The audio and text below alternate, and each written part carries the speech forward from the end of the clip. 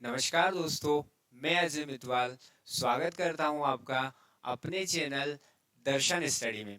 आज हम बायोलॉजी में सेल के बारे में पढ़ेंगे, कोशिका के बारे में। तो सबसे पहले हम सेल के बारे में बेसिक इंफॉर्मेशन देख लेते हैं, सामान्य जानकारी देख लेते हैं। सबसे पहले देखते हैं कि सेल की भूमिका क्या है, सेल होती क्या है, ठीक है, हमारे जीवन में इसका रोल क्या है। ठीक है, सबसे पहला पॉइंट आप याद रखिएगा, बेसिक यूनिट ऑफ लाइफ कहा जाता है इसको, यानी जीवन की मूलभूत इकाई। सबसे पहले अगर किसी मानव का, किसी व्यक्ति का निर्माण होता है या किसी जंतु का निर्माण होता है तो एक सिंगल सेल बनती है, और एक सेल ही अपने परिपूर्ण रूप में एक पूर्ण रूप से एक व्यक्ति का निर्माण करती है। ठीक है, कोई भी जीव बनता है तो एक सेल से ही जीव की उत्पत्ति होती है। तो ध्यान रखिएगा, हमारे शरीर में लगभग ऐसा माना जाता है कि मानव शरीर में 10 की घात 14 इतनी सारी सेल होती है, यानी कि अरबों की संख्या में सेल हमारे शरीर में होती है। तो आप देखिएगा, सबसे पहले रॉबर्ट हुक आए थे। रॉबर्ट हुक ने कहा था कि structural and functional unit of body कहा जाता है किसको, सेल को, यानी शरीर की संरचनात्मक व क्रियात्मक इकाई है सेल। स्टडी ऑफ सेल किसे कहा जाता है, कोशिका के अध्ययन को क्या कहते हैं, तो ध्यान रखिएगा, कोशिका के अध्ययन को साइटोलॉजी कहा जाता है, कोशिका विज्ञान बोलते हैं। ठीक है, फादर ऑफ साइटोलॉजी किसे कहा गया है, तो पॉइंट आप याद रखिएगा, कई बार पूछा गया है फादर ऑफ साइटोलॉजी किसे कहते हैं, तो रॉबर्ट हुक को कहा जाता है। आपको डायग्राम दिख रहा होगा, रॉबर्ट हुक ऊपर बैठे हुए हैं, आप देखिएगा, रॉबर्ट हुक, है ना। इनको क्या कहा जाता है, फादर ऑफ साइटोलॉजी, यानी कि कोशिका विज्ञान के जनक। इन्होंने ही सबसे पहले सेल को देखा था, किंतु वो कैसी अवस्था में थी, डेड सेल थी, वो मरी हुई अवस्था में थी। ठीक है, उन्होंने डेड सेल को देखा था। अब मरी हुई अवस्था में तो सेल के अंदर के जितने ऑर्गन थे वो तो देख नहीं सकते, तो उन्होंने सेल वॉल को देखा था। ठीक है, और एक मधुमक्खी के छत्ते के समान एक षटकोणी हेक्सागोनल आकृति को देखा था सन 1665 में, और उन्होंने उस आकृति को देखा और अपनी पुस्तक माइक्रोग्राफिया में उसका वर्णन किया था। ठीक है, आगे देखते हैं, ये तो हुआ डेड सेल की खोज करने वाले रॉबर्ट हुक और सेल के जनक माने गए रॉबर्ट हुक। दूसरा पॉइंट याद रखिएगा, लिविंग सेल यानी जीवित कोशिका की खोज करने वाले कौन थे, तो आप याद रखिएगा एंटनी वॉन ल्यूवेनहोक। आपको फोटो दिख रहा होगा, रॉबर्ट हुक के साइड में बैठे हुए हैं एंटनी वॉन ल्यूवेनहोक। ये क्या माने जाते हैं, ये लिविंग सेल के जनक माने जाते हैं। ठीक है दोस्तों, ध्यान रखिएगा। एक पॉइंट पूछा जाता है, नेशनल साइटोलॉजी सेंटर कहाँ है, राष्ट्रीय कोशिका विज्ञान केंद्र। तो आप ध्यान रखिएगा, राष्ट्रीय कोशिका विज्ञान केंद्र जो है पुणे महाराष्ट्र में है। ठीक है, इतने पॉइंट आप याद रखिएगा। अगला पॉइंट है, आप याद रखिएगा, सेल थ्योरी, कोशिका सिद्धांत किसने दिया, तो कोशिका सिद्धांत वनस्पति वैज्ञानिक सेल्डन और जंतु वैज्ञानिक स्वान ने दिया था। फिर से सुनिए, सेल थ्योरी, कोशिका सिद्धांत बॉटनी साइंटिस्ट सेल्डन और एनिमल साइंटिस्ट स्वान ने दिया था। ठीक है, अगला पॉइंट है कि सेल थ्योरी देने वाले तो ये हो गए। अब बात करते हैं मॉडर्न सेल थ्योरी किसने दिया था, आधुनिक कोशिका सिद्धांत किसने दिया था, तो आधुनिक कोशिका सिद्धांत देने वाले कौन थे, तो आप याद रखिएगा, रुडोल्फ वीरचाउ, जिन्होंने आधुनिक कोशिका सिद्धांत दिया था, मॉडर्न सेल थ्योरी दी थी। अब याद रखिएगा, मानव शरीर की सबसे बड़ी कोशिका कौन सी मानी जाती है, आजकल कोशिका से क्वेश्चन आते हैं, बताओ मानव शरीर की सबसे बड़ी कोशिका कौन सी है, संसार की सबसे बड़ी कोशिका कौन सी है, या सबसे छोटी कोशिका। तो पहला पॉइंट आप याद रखिएगा, संसार की सबसे बड़ी कोशिका ऑस्ट्रिच एग सेल मानी जाती है, शुतुरमुर्ग के अंडे की कोशिका को संसार की सबसे बड़ी कोशिका माना जाता है। मानव शरीर की सबसे बड़ी व लंबी कोशिका न्यूरॉन को मानते हैं। न्यूरॉन सेल जो होती है ना, तंत्रिका कोशिका, हमारे तंत्रिका कोशिका को क्या माना जाता है, हमारे शरीर की सबसे बड़ी कोशिका। आपको डायग्राम में दिख रहा होगा तंत्रिका कोशिका, इसको शरीर की सबसे बड़ी, हमारे मानव शरीर की सबसे बड़ी कोशिका माना जाता है। मानव शरीर की सबसे बड़ी अगर गैमेट सेल की बात करें, प्रजनन कोशिका, प्रजनन कोशिका पूछी जाए तो आप ओवा लगाएंगे, जो कि फीमेल के अंदर होता है अंडाणु, उसी को मानव शरीर की सबसे बड़ी प्रजनन कोशिका कहा जाता है। अब बात करते हैं संसार की सबसे बड़ी पादप कोशिका। अब पादप कोशिका प्लांट सेल की बात करें तो अब याद रखिएगा कोलेरपोटेक्सीफोलिया एल्गी, कोलेरपोटेक्सीफोलिया शैवाल की जो है सबसे बड़ी प्लांट सेल मानी गई है। ये तो हो गई सबसे बड़ी प्लांट सेल जो कि जंतुओं में या फिर पादप में या मानव शरीर में। अब बात करते हैं सबसे छोटी सेल की, संसार में सबसे छोटी, मानव शरीर में सबसे छोटी। तो आप याद रखिएगा पहला पॉइंट है संसार की सबसे छोटी कोशिका माइकोप्लाज्मा बैक्टीरिया की संसार की सबसे छोटी कोशिका मानी गई। माइकोप्लाज्मा जीवाणु है, इसकी कोशिका जो है सबसे छोटी कोशिका मानी गई है। माइकोप्लाज्मा जीवाणु के बारे में एक पॉइंट और याद रखिएगा आप, इसको कहा जाता है पादप जगत का जोकर, क्योंकि ये अपने आकार को बदलता रहता है, इसीलिए इसको क्या बोलते हैं, पादप जगत का जोकर कहा जाता है। ठीक है, ध्यान रखिएगा। अगर बात करें मानव शरीर की सबसे छोटी कोशिका क्या है, तो आप याद रखिएगा RBC, red blood cell. RBC को मानव शरीर की सबसे छोटी कोशिका कहा जाता है। आपको आरबीसी का स्ट्रक्चर दिख रहा होगा ऊपर, इसको क्या कहा जाता है, मानव शरीर की सबसे छोटी कोशिका, जो कि ब्लड के अंदर होती है। मानव शरीर की सबसे छोटी प्रजनन कोशिका क्या है, गैमेट सेल, यानी प्रजनन कोशिका, स्पर्म को कहा जाता है। स्पर्म का आपको चित्र दिखाई दे रहा होगा, डायग्राम, ये देखिएगा, इसमें हेड भी दिख रहा होगा, है ना, इसमें न्यूक्लियस दिख रहा होगा, एक क्रोमोसोम होता है न्यूक्लियस के सामने, और इसमें माइटोकॉन्ड्रिया होता है जो कि पीढ़ी दर पीढ़ी अपने आनुवंशिक लक्षणों को आगे ले जाने का काम करता है। इसमें आपको प्लाज्मा मेम्ब्रेन दिख रही होगी, इसमें आपको टेल यानी कि पूंछ दिख रही होगी। ये सब हम पढ़ेंगे रिप्रोडक्टिव सिस्टम में, जो कि एक प्रकार का सेल है, और यही स्पर्म क्या करता है, आपको ध्यान रखना है, ओवा से अटैच होता है और फर्टिलाइजेशन की प्रोसेस में भाग लेता है। तो हम ये रिप्रोडक्शन में देखेंगे। आगे देखिएगा, मानव शरीर की सबसे छोटी प्रजनन कोशिका तो स्पर्म हो गई।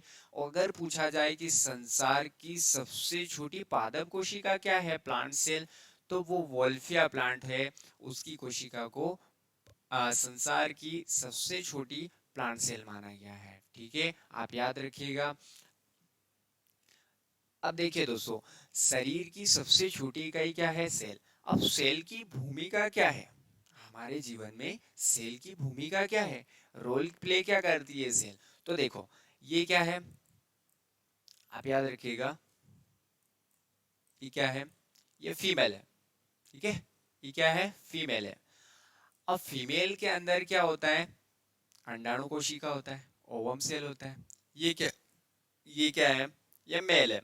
मेल के अंदर क्या होता है, स्पर्म होता है। ठीक है, शुक्राणु होता है। जब निषेचन की प्रोसेस होती है, फर्टिलाइजेशन की प्रोसेस होती है, तो स्पर्म क्या होते हैं, अंडाणु से अटैच होते हैं। जब स्पर्म अंडाणु से अटैच होता है तो निषेचन की प्रोसेस होती है, और निषेचन के दौरान क्या होता है, एक जाइगोट का, युग्मनज का निर्माण होता है। और ये 15 दिन की अवस्था जो होती है, इसमें एक एकल सेल, सिंगल सेल कोशिका का निर्माण होता है, और इसी को जाइगोट कहा जाता है। जाइगोट ही क्या होता है, 3 महीने में भ्रूण का रूप ले लेता है। एक जाइगोट भ्रूण में परिवर्तित हो जाता है, कब, 3 महीने बाद। इसीलिए कहा जाता है एम्ब्रियो, भ्रूण कहा जाता है इसे। यह पहला विकसित अंग माना जाता है। ठीक है, और भ्रूण से क्या होता है, उत्तक का निर्माण होता है, टिश्यू का निर्माण होता है। जैसे टिश्यू क्या होते हैं हमारे शरीर में, जैसे ब्लड हो गया, ब्लड क्या है, टिश्यू है। मांसपेशियां क्या है, मसल्स, टिश्यू है। रक्त वाहिकाएं, ब्लड वेसल्स क्या है, टिश्यू है। अब ब्लड वेसल्स क्या होती है, जैसे आरबीसी, डब्ल्यूबीसी, सॉरी, जैसे धमनी, सिराएं, ये सब क्या है, रक्त वाहिकाएं हैं। जैसे हमारी हड्डी, बोन्स, हमारी हड्डियां भी क्या है, एक प्रकार का टिश्यू है। और ये सारे टिश्यू मिलकर क्या बनाते हैं, एक ऑर्गन का निर्माण करते हैं। ठीक है, टिश्यू मिलकर क्या बनाते हैं, ऑर्गन बनाते हैं। जैसे हमारा ऑर्गन में बात करें तो लीवर हो गया, आपको लीवर का चित्र दिखाई दे रहा होगा, ये यहाँ पर लीवर है। ठीक है, और हमारा हार्ट भी क्या है, एक प्रकार का ऑर्गन है। ठीक है, और यहाँ आपको फेफड़ा दिखाई दे रहा होगा, फेफड़ा जो है, लंग्स, इसको भी क्या कहा जाता है, ऑर्गन कहा जाता है। और किडनी भी एक प्रकार का क्या है, किडनी आपको दिखाई दे रहा होगा, किडनी क्या है, ये भी ऑर्गन माना जाता है। और फिर क्या होता है, ये सारे ऑर्गन जो होते हैं, एक जैसे ऑर्गन मिलकर फिर क्या बनाते हैं, अंग तंत्र बनाते हैं, ऑर्गन सिस्टम का निर्माण करते हैं। जैसे दोस्तों अंग तंत्र क्या होगा, एक जैसे अंगों के अंगों से निर्मित एक तंत्र होता है, उसी को अंग तंत्र कहा जाता है। जैसे पाचन तंत्र हो गया, डाइजेस्टिव सिस्टम। अब देखो डाइजेस्टिव सिस्टम एक जैसे अंगों का सिस्टम कैसे हुआ, जैसे हमारा मुख द्वार है, हमने मुख द्वार के द्वारा भोजन को ग्रहण किया, तो हमारा मुख द्वार से ग्रहण किया और सीधा कहाँ गया, फूड पाइप में गया, है ना, भोजन नलिका। भोजन नलिका से जो है भोजन कहाँ जाएगा, ये आपको चित्र में दिख रहा होगा, स्टमक, इसको पेट को बोलते हैं। पेट में गया, पेट भी एक अंग हो गया।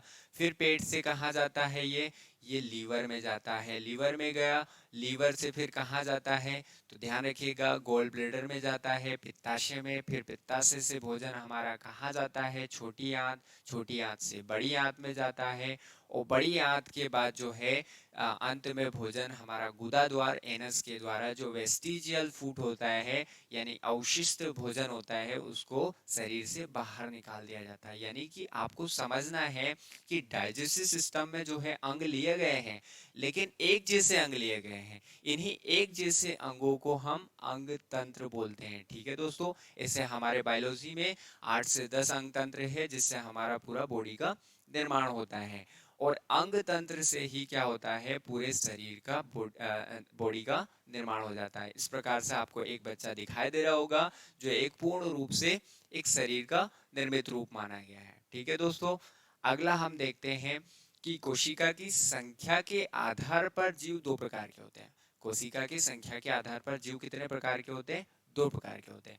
अब देखो संख्या क्या होती है, जैसे नंबर की बात हो रही है, ठीक है, तो संख्या के आधार पर जीव कितने प्रकार के हो गए, दो हो गए। पहला तो है यूनिसेलुलर ऑर्गेनिज्म, एक कोशिकी जीव, ऐसे जीव जिनका शरीर एक कोशिका से या एक जैसी कोशिका से बना हो, उसको क्या कहा जाता है दोस्तों, उसे एक कोशिकी जीव कहा जाता है। एग्जाम्पल के तौर पर हम लेते हैं अमीबा। अमीबा क्या है, एक कोशिकी जीव है। अमीबा को क्या माना जाता है, एक कोशिकी जीव माना जाता है। अब देखिए यहाँ पे आपको अमीबा का स्ट्रक्चर दिख रहा होगा, ये क्या है, ये अमीबा है।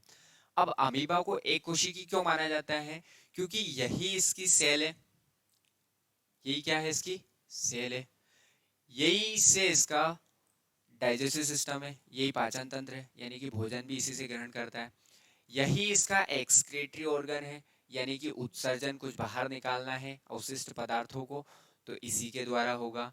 यही से ये सांस भी लेगा, यानी कि रेस्पिरेटरी सिस्टम या रेस्पिरेटरी ऑर्गन भी यही है। सब कुछ एक ही सेल में हो रहा है, एक ही अमीबा कर रहा है, इसीलिए इसको बोल दिया एक कोशिकीय जीव। उसी प्रकार से आप एग्जाम्पल देख सकते हो, पैरामीशियम भी एक कोशिकीय जीव है, बैक्टीरिया भी एक कोशिकीय जीव है, यीस्ट जो होता है, यीस्ट किसको बोलते हैं, कवक को बोलते हैं, ये भी एक कोशिकीय जीव है। कुछ और एग्जाम्पल है, जैसे प्लाज्मोडियम प्रोटोजोआ हो गया, इसको भी एक कोशिकीय जीव माना जाता है। नील हरी सेवाल, ब्लू ग्रीन एल्गी, इसको भी एक कोशिकीय जीव माना जाता है। आर्किया एक पौधा होता है, इसको भी एक कोशिकीय जीव माना जाता है। ठीक है, ये तो हो गई एक कोशिकीय जीवों की बात, जो एक कोशिका या एक जैसी कोशिका से मिलकर बने होते हैं। अब बात करते हैं बहुकोशिकीय जीव, यानी मल्टी सेलुलर ऑर्गेनिज्म की बात करते हैं।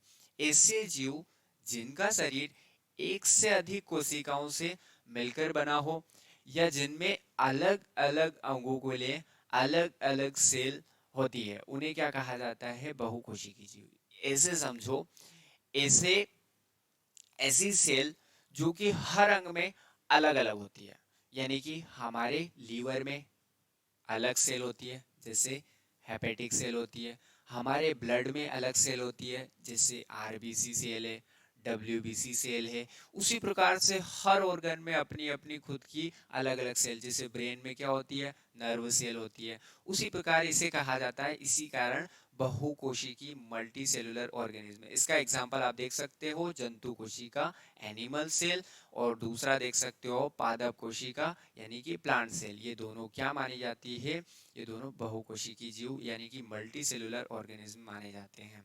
ठीक है दोस्तों, ये आपको डायग्राम दिख रहा होगा, ये एनिमल सेल है, इसके अंदर क्या है, गोल्जी बॉडी, सेंट्रोसोम, न्यूक्लियस केंद्रक है, प्लाज्मा मेम्ब्रेन प्लाज्मा झिल्ली और साइटोप्लाज्म जीव द्रव्य है।